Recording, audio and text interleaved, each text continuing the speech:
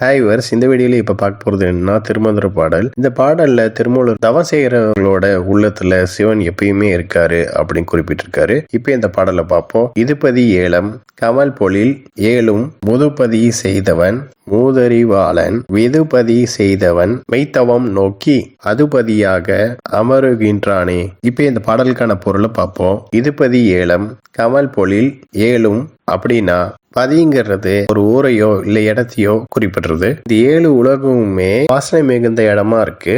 7லயும் இருக்கிறது சிவன் தான். முதுபதி செய்தவன் மூதறிவாளன் அப்படின்னா முதுபதி அப்படிங்கிறது இந்த உலகம், இது மட்டும் இல்லாம எல்லாமே ஒடுங்கக்கூடிய இடம். ஒடுங்கக்கூடிய அந்த இடத்தையும் செய்த பேரறிவாளன் சிவன். விதுபதி செய்தவன், விதுபதினா யோக மார்க்கம், இந்த யோக மார்க்கத்தையும் செய்தவன் சிவன். மெய்த்தவம் நோக்கி அதுபதியாக அமருகின்றானே அப்படின்னா ஒருத்தன் செய்யக்கூடிய உண்மையான தவத்தை பார்த்து அந்த தவம் செய்யக்கூடிய மனதியே உலகமா நினைச்சு அமர்கின்றவனே.